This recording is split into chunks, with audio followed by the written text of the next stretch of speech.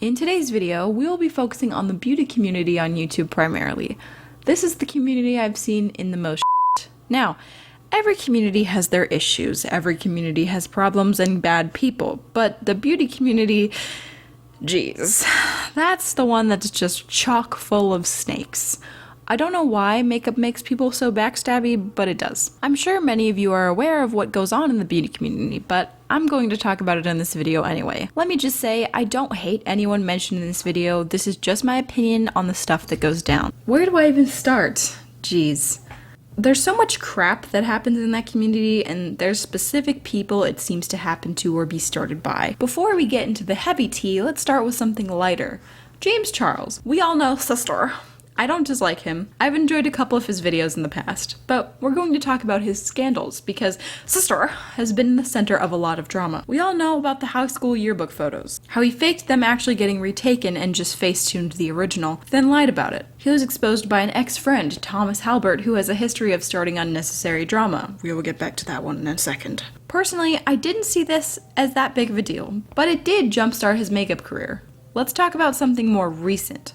Sister blew up recently on Twitter because a beauty guru by the name of Marlena Estelle, a successful business owner who has been in the makeup industry for 10 years and produced her own product line, was offered an opportunity by Netflix to make a documentary about the beauty community's inner workings. Sister was very angered by this and took it upon himself to take to Twitter, where he claimed the idea was stolen because he said it first on August 5th. But see, in his tweet where he originally came up with the idea, he admitted that it would probably be too much drama to make a docuseries like that, so he seemed to back out of it in the tweet itself. So he popped off, saying stuff like he was unbiased and Netflix should talk to him because he's more successful than Marlena. Like I said, I don't hate James, but this was very unclassy of a sister. He later apologized to her on Twitter, so water under the bridge. But outbursts like that are a big reason why a lot of people find the beauty community so toxic. They are really quick to turn on each other instead of supporting one and another. I honestly don't know why this is. I haven't witnessed any other community be quite this toxic, and of course, this is just the tip of the iceberg. Poor Sister has been the center of a lot of scandals, one involving him calling Ariana Grande the rudest celeb he has ever met, because she unfollowed him on Twitter. I want to focus more on the beauty guru versus beauty guru drama, since that seems to be what is ripping the community apart. Now, Geoffrey Star. A lot of people have a lot of opinions on him. I'm going to go ahead and keep my opinions of him to myself to keep this unbiased.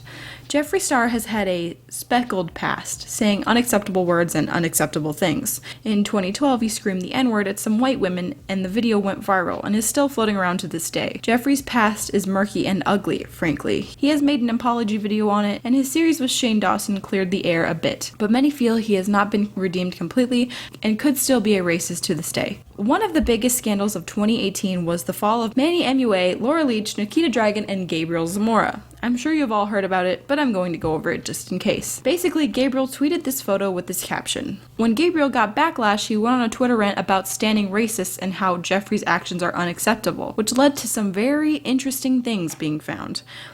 Very racist and gross tweets tweeted from Laura Lee, Nikita, and Gabriel all surfaced. This quickly spiraled out of control. MUA went on damage control, which backfired, as he too said he could never support a racist like Geoffrey, but had racist friends. Laura deleted her Twitter almost immediately after people found her tweets, leading some to believe that she was hiding things that were way worse than what they found. Nikita vanished and still to this day has not said anything about what happened. Gabriel quickly apologized on Twitter and then made a 40-minute video where he redeemed himself pretty well and cut ties with Manny. Saying Manny texted him a pre-made apology video, Manny also decided the order of the apology videos and never once said sorry in his own apology. He just made up excuses and pushed blame. While Manny had nothing to do with the caption, Gabriel said Manny liked the tweet and found it funny at first, before it blew up in their faces. Gabriel cut ties with Manny, saying he was shady and a snake. As for Laura, she made that horrible apology video we have all seen and that has been memed to absolute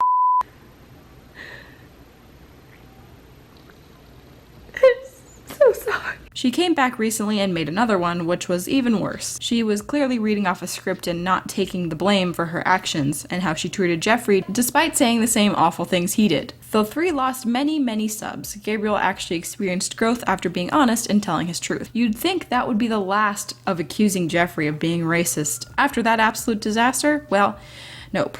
Another YouTuber came out of the woodwork recently, following closely in Manny's footsteps. Thomas Halbert, mentioned before, made an entire video saying he went to Geoffrey's house and that Star had said the N-word right in front of him. In his words, "It made me very uncomfortable and I did not want to have contact with him after I left." Unfortunately for Halbert, Star saw the video and retaliated on Twitter and Snapchat. Geoffrey pulled out receipts, Halbert DMing and texting Geoffrey asking for a merch line in his company and 2 collabs, after Geoffrey allegedly said the N-word and it made him uncomfortable. Geoffrey said he turned down the collabs and rejected him working with his merch line. Geoffrey also showed an audio clip of Halbert talking about taking down Manny. Thomas retaliated and actually made it worse for himself by saying Geoffrey had a video of Nikki tutorials saying sand N-word, which Geoffrey completely denied because he and Nikki are on good terms now. Nikki herself even spoke up about it, outraged by the false claims. The nail in the coffin was a DM from a former friend of Halbert's, which she leaked. Him saying the N-word casually in conversation. Fortunately for Halbert, history repeated itself, and he has since deleted the video, and his channel has been losing subscribers ever since.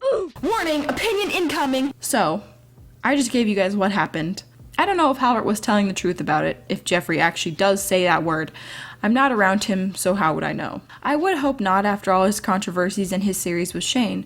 It seems to me like the beauty community uses old tweets and history as a way to cancel people. I'm not condoning anything said, it was all wrong and should have never been said. But it seems to me like these spiteful, angry, too rich people will attack one another for views and attempt to cancel each other by sending angry fans with screenshots of old tweets to one another. I personally believe that everyone can change. If they say they changed and they show signs of it, that's great.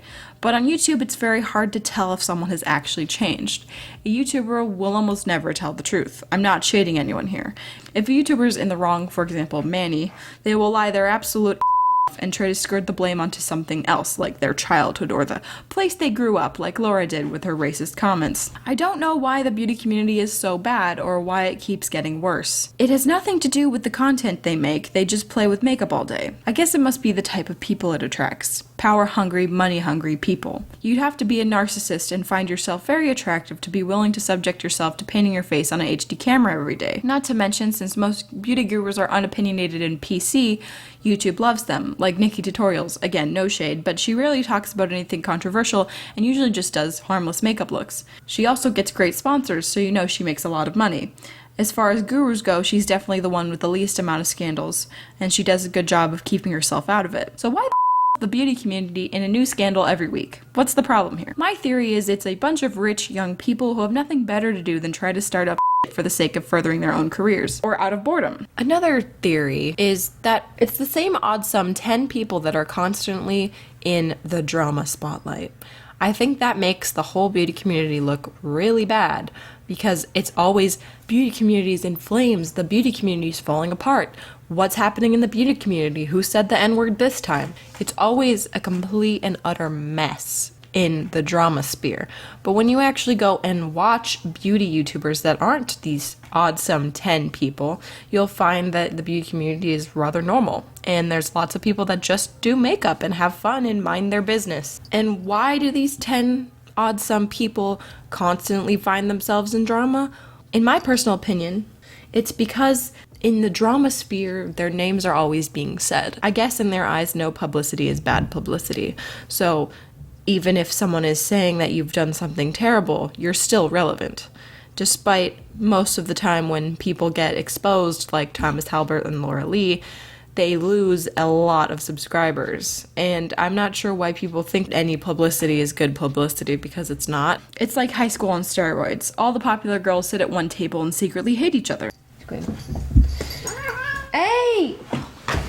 Oh my god. So what are your guys' thoughts and opinions on all of this? Is the beauty community really as evil as a lot of the drama channels and Twitter news make it seem, or is it just these select 10 people that are constantly making the beauty community have a bad name? I personally think, like I said, I think it's the 10 people, and I don't know why it is that makeup makes people so antsy. For real though, what about makeup makes people want to ruin other people's careers? Like what is up with that? That's something I want to know. Why does putting foundation on your face give you the right to try to cancel someone else's livelihood? All I'm saying. Let me know your thoughts in the comments below. And sorry, I'm recording parts that I'm sick, so sorry if it sounds different. And also, I wanted to mention that I got new merch. page, and you guys should all check it out. And if you buy it, please tweet a photo to me. I will retweet it on my Twitter, or tag me in it on Instagram. I'll like it and comment. So just let me know if you buy it, because I want to see it.